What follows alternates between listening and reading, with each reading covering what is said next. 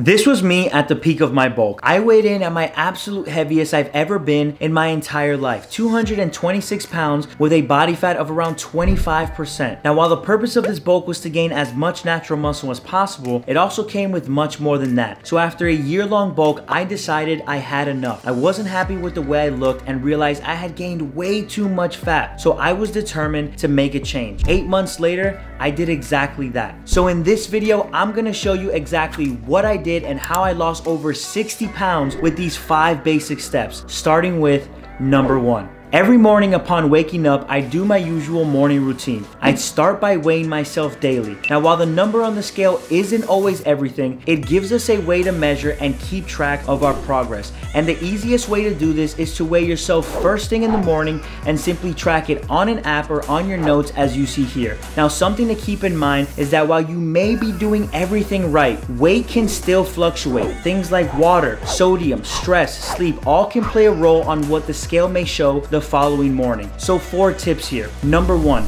be as consistent as you can to when and how you are weighing yourself, meaning the time of day and what you may be wearing. Number 2, use the same scale daily. Number 3, take the average of your track 7 days and that will be your weight for the week. And number 4, if seeing the number on the scale going up or down messes with your mind, then simply pick a day in the week that is surrounded by days you know you are most consistent to then track weekly instead of daily.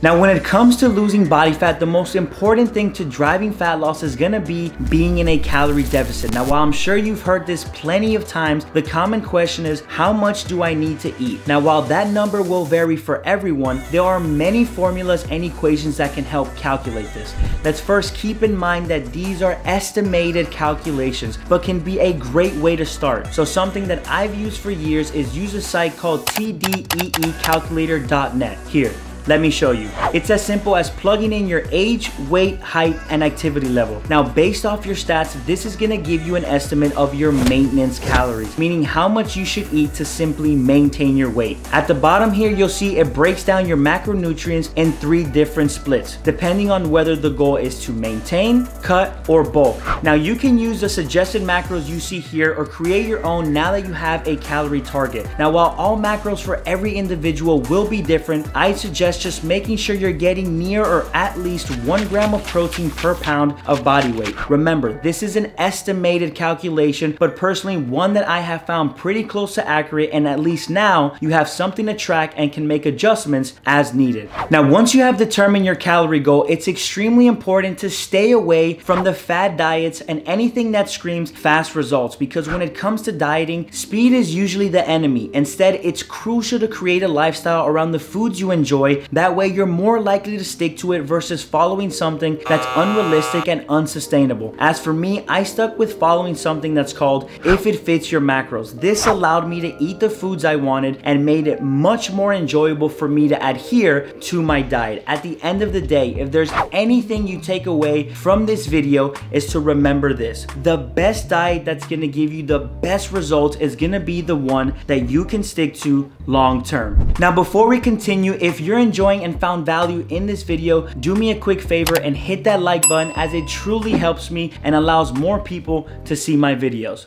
When it comes to the topic of training, I'm a big believer and fan of doing exercises you enjoy. It's just like dieting. You are more willing to do something if you enjoy doing it. Now, not to make this all sound fairly easy, you still have to embrace the suck. What I mean by that is pushing yourself to be better each time you show up. Now, when it comes to strength training, it's actually pretty simple. You pick a list of exercises and you do them repeatedly for weeks and months to progressively overload the muscle and see gains over time. As for me and what I did, I followed a specific 5-day split of a push-pull leg style routine with 2 full rest days. I surrounded my workout plan around my weaknesses and what I knew I needed most based off the feedback I received from my previous shows. The main things I focused on while training was my form, full range of motion, intensity, tempo, and training close to failure. This allowed me to focus more, avoid ego lifting, and make the most out of my workouts. And lastly, cardio. Now, while I suggest doing cardio regardless for the sake of our overall cardiovascular health and longevity, it can also be a great tool to use when it comes to losing body fat. As for how much cardio should you do?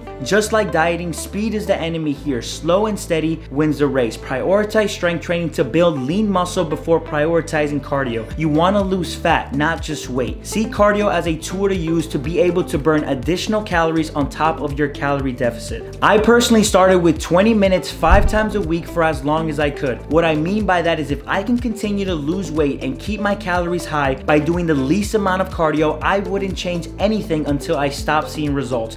Now, while most people are quick to pull the trigger and either drop calories or increase cardio, be sure to adjust with what makes more sense for you, whether that's eating a bit less or moving a bit more. As the weeks and months went by, I slowly started to increase my cardio more and more. Now, keep in mind, I was prepping for a bodybuilding show, which is much more extreme when trying to reach a lower body fat percentage. Now, as for which cardio should you do? I don't know. What do you like doing? Are you someone that doesn't have much time in the gym or simply prefers to get it done as quickly as possible? Then something high intensity would be your best bet. Alternating through sprint intervals of work and rest periods, or simply focusing on keeping your heart rate elevated at a sustainable pace for a shorter amount of time. Now, if that doesn't attract you, then something at a low to moderate intensity for a longer period of time may be your best bet. Throughout my whole prep, I focused more on low steady state cardio as I felt it didn't place more stress on my body and was way easier on my joints, because coming down from 225, trust me, my knees weren't too happy with me to begin with. Now, I hope this video was helpful and gave you more clarity on the steps you need to help you get closer towards your fitness goals, as these were my exact 5 steps that helped me transform my body and lose up to 60 pounds. But before you go, I'm extremely excited to share with you that we are just a few weeks away until I officially start my prep series for my next show in November. So be sure to subscribe, because I'll be posting everything from what I'm eating and show you step by step how I'm putting everything we talked about into practice. Thank you guys for watching. Don't forget to leave a comment down below if you found this video helpful. And as always, I'll catch you guys in the next one. Peace, baby.